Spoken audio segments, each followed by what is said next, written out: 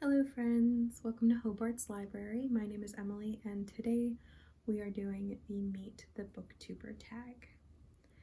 Nobody tagged me in this because nobody knows who I am, but I was watching Celestia's video and at the end she pretty much tagged anybody who was watching it, so that is me. I will be doing it. I don't really know how to start this. So I don't really know how to start this, so I think I'm just going to jump into it with our first question. So the first question is, how did you decide what genre of books you like to read? I think the best way to figure out what genre of books you like to read is kind of do what everybody does, and you read the description of a bunch of different books and figure out which ones sound interesting to you. And that's kind of what I did. A bunch of books were becoming popular when I was just going into middle school, and I read the descriptions of a lot of them. It was like The Hunger Games, and that was becoming really popular when I was in like 6th grade. So books like that, and I would read the descriptions of those books that I was hearing about, and if they sounded interesting, I'd pick them up and read them, and that is how I figured out which books that I liked. But then I had like a whole system. I knew everything that I liked, and then when I was 15 or 16, I got saved, and what I liked to read completely changed because my worldview completely changed. And then I had hundreds of books, and I was like, oh crap, I don't want to read any of these because they're full of stuff that I don't like anymore. And another thing that would get on my nerves is whenever characters would have like these huge issues, I'd be so frustrated because I'd be like, you know what would solve this? Prayer and devotion would solve this. And they never did it because it wasn't Christian books. So, and mind you, this took years to come to that point. But I had to purge my bookshelves of like most of my books, and I've had to start over. And the way that I discovered what Christian books I like to read was the same exact way. I went into Christian fiction, which I knew I liked fiction, and I found descriptions that sounded interesting based on covers that looked interesting, and that's how I figured out which books that I currently like to read. So question number 2 is, what author is most like you?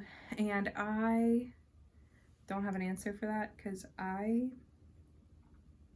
don't know anything about authors.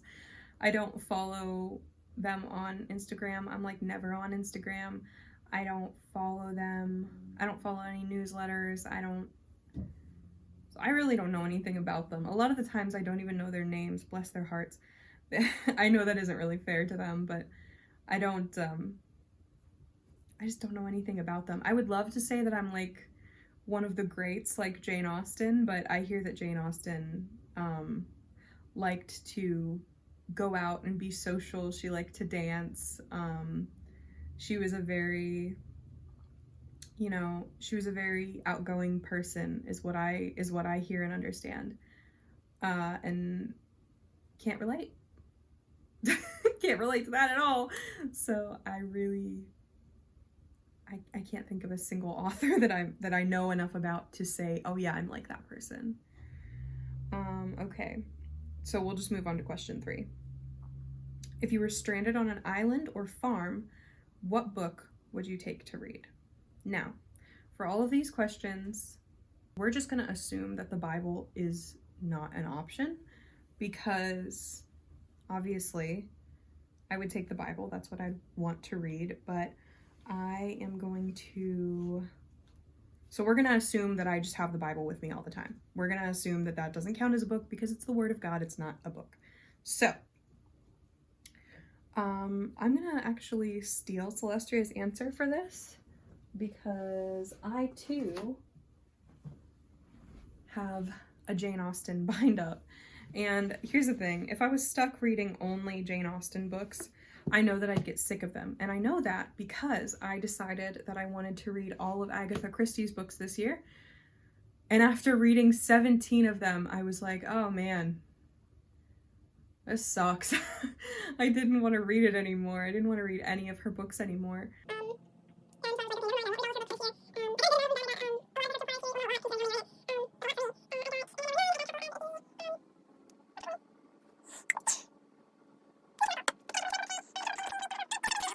Which was part of another detective series that she had, and I think I only read that one, but oh my gosh, none of that matters. Anyway, you know, it also doesn't say how long I'm stranded there for, so maybe I'd only have time to read them all like once or twice. Or maybe I'd die before I was rescued. You know, it doesn't say anything. It doesn't say if I make it. It does not say a single thing. So, I would take this bind up. The only Jane Austen books I haven't read so far are Mansfield Park and Lady Susan. I'm a little bit hesitant to read Mansfield Park because of some of the stuff that I've heard about it. And I could be wrong, but I'm pretty sure Lady Susan was never finished because I think she might have died before she got the chance to finish it. But I could be wrong. Don't listen to me. Okay, and the next question is, do you like buying books to read them or because they look beautiful on your shelves? I think everybody likes buying books to read them, so I don't buy a book. I don't buy an uninteresting book just because it has a beautiful cover, but if I find an interesting book, I will find the most beautiful cover of that book and buy it if I can. A lot of the times I just buy books secondhand, so whatever I get is whatever I get. But there are some examples of this. So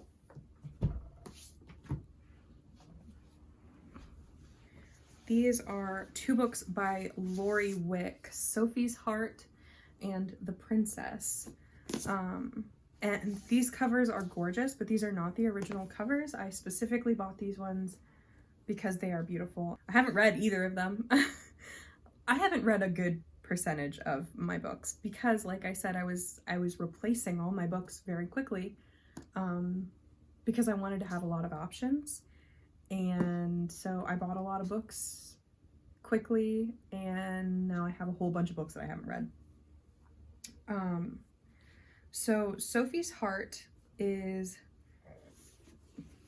don't ask me, we're gonna have to read the description. A lonely widower, a woman far from home. Will they ever find what their hearts long for?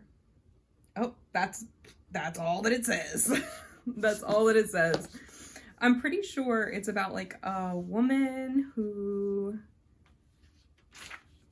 goes to this like widower. He has kids and he needs help taking care of them or something, and she like helps him or something.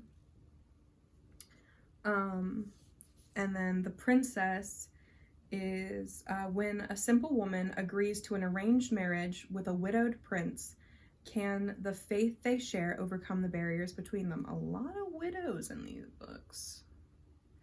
Anywho, it's like, that one is, I thought that when I bought that one, I thought it was going to be like historical, but it was actually modern, which was very confusing to me. But the prince is a widow and he really misses his wife and he's really sad about it, but he needs to get married. I don't remember why. And for some reason, Shelby, this random woman, is chosen to be his wife. And they have a shared faith that sort of helps them come together. I haven't read it again. This is just what I'm remembering from the descriptions that I've read in the past. But yeah. So the next question is, what book could you have read 10 years ago that would have changed your life? And I've thought really hard about this because I was like, how many books have like changed my life, again, other than the Bible. But I eventually came to the conclusion that the book that I wish I'd read 10 years ago would have been Captive in Iran by Maryam Rostampour. It is the true story of two women who are in Evin, the notorious Tehran prison. It says, here, prisoners are routinely tortured, abused, and violated. Executions are frequent and sudden. But for two women imprisoned for their Christian faith, Maryam Rostampour and Marcia Amaratseda,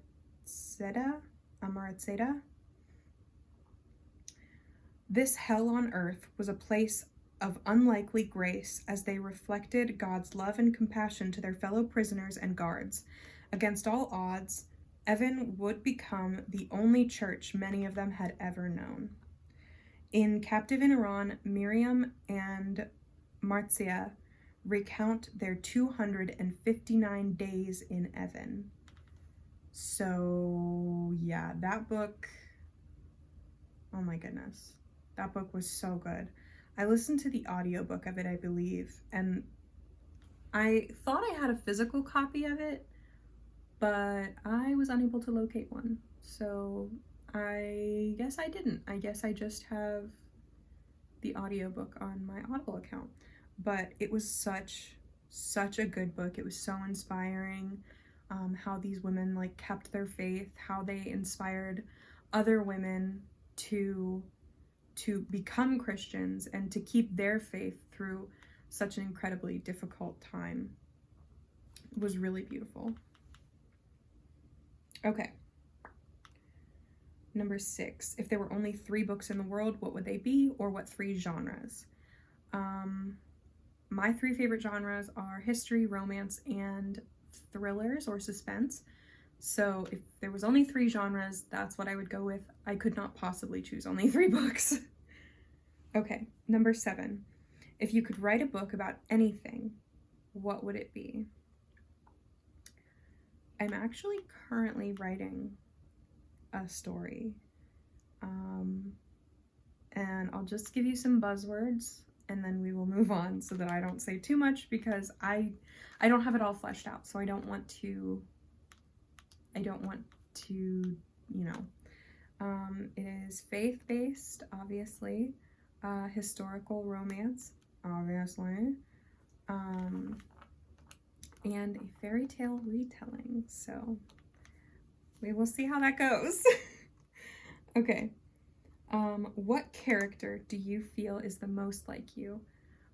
This is another one that I had a really hard time with because I don't really relate to a lot of the characters that I read about.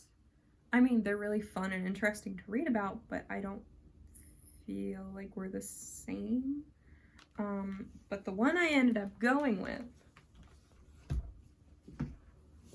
was a Miss Abigail Kemp from More Than Words Can Say by Karen Witemeyer. I cannot recommend Karen Witemeyer enough. She is literally one of my favorite authors.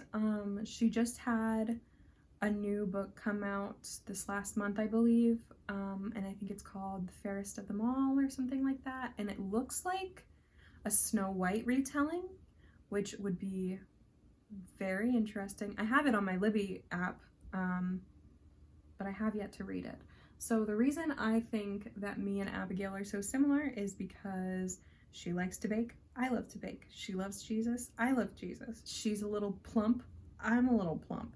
She loves our main guy, I love our main guy. So, you know, it all works together. The next question is, how do you plan out your booktube content? This is my first booktube content. So I planned this out because I was like, what would be a good first video? Nobody knows who I am or what I do. I should probably do that, getting to know you book tag. And so that's what a big fat did. yeah, that's pretty much it. I sat on my couch for a while. I read through the questions, got some ideas in my head, gathered up my books, and then I moved over here into the chair. And now we're doing it. Okay. And the final question, question 10, is if you were dying, what book would you read to the world? So I would want to read a book that pointed people to God. And I thought about it a lot, and it was really hard because obviously, again, I'd want to read the Bible, but if it wasn't the Bible, I believe I would want to read Foxe's Book of Martyrs by John Foxe. So this goes, this book starts with the first 16 centuries, and this is the updated through the 21st century edition. So it has lists of people, it keeps track of people who have been martyred, people who have given their lives for Christ and who have held fast to their faith even through really, really extreme adversity, persecution, all the way until death.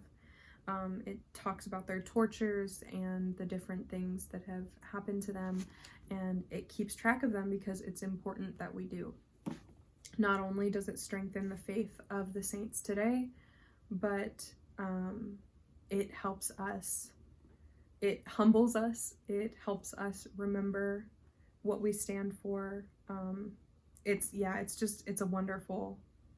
a really wonderful book, and I feel like it would point a lot of people to God and show people how important this is. So that is the book that I would want to read to the world if I was dying, because hey, I'm dying already. Nobody can kill me. It's already happening. Okay, so that is all of the questions for the Getting to Know the Booktuber tag. And again, I kind of don't really know how to end this, but I hope this has been helpful. Obviously, if you have any questions about me or about the kind of content that I will be doing on this channel, please feel free to ask. I am very happy to have you here. I know I'm supposed to tag people, but again, I don't know anybody and nobody knows me. So we will just have to say that if you are seeing this and if you are hearing my voice, feel free to do this tag. I will tag the original creator of this tag down in the description box below. I believe her name is Katie, and I will tag Celestia because I've mentioned her, so I will tag her down in the description box as well. And I hope you all have a wonderful day, and I hope to see you again in Hope Arts Library.